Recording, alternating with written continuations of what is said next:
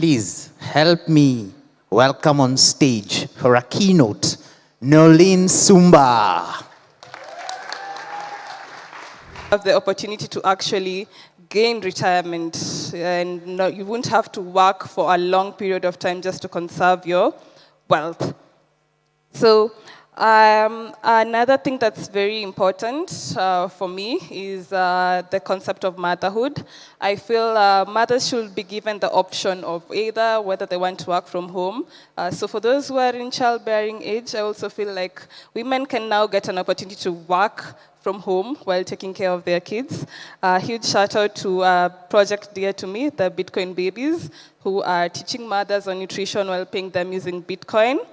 Another thing is basically on the education front. I'm a huge advocate for Bitcoin education. With that, I've also taken part in translating Bitcoin books through the company Exonumia. And today, basically, at our stand out there, you can be able to find books, the Bitcoin Standard translated into Swahili. So, and for this day, we have an offer, 15,000 sats only.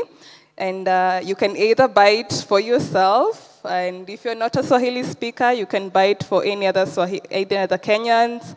Otherwise, you can donate sats, and you can be able to distribute the books to members of the country. So, being a Kenyan, sometimes the political climate here can actually take you through hell and back. And it's been a trying year for us. So we've been all over the media, especially in terms of the protests for the finance bill. And we all know where this came from. I won't go into details on it. But even though we, as young people, are striving to improve our country, sometimes you can develop a heart as cold as ice in this country. The political scene can really dishearten you. And with that, even though there's challenges, you find a company, for example, that you've trusted since childhood may end up switching off even the internet connection while you are striving for this struggle for freedom and economic prosperity in the country. But I usually say, if you are on the wrong train, every station is the right one to go off. And that said, I'm glad that we have companies like Tando that show we can still coexist in this environment, and it will be good for us to look at different ways in which you can work with the tech scene in Kenya so that we can be able to embrace Bitcoin in a much more friendlier way for all parties involved. So otherwise, I imagine a Kenya in which we can go and buy Bitcoin vouchers, the Azteco vouchers, for example, and much like the M-Pesa model, which has been remarkable, was a blueprint for financial inclusion in the country, and we are grateful for it. And I'm hoping that the Central Bank of Kenya, it has not been very receptive to our industry. This will be a good forum for us to dialogue so that we can all be part and parcel of moving this beautiful country of ours forward. Otherwise, for the Africa Bitcoin community, my talk majorly was about this. So this is a picture of the lightning nodes in the continent, or rather the world. And as you can see, I don't think it's a really pretty picture when it comes to Africa. And maybe I want to say that majority of the builders are on-chain and they are not focused really on Lightning.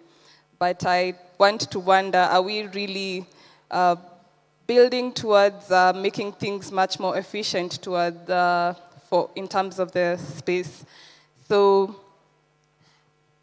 I would like to basically mention that one thing that's really beneficial to embracing Bitcoin, and that's the incentive structure.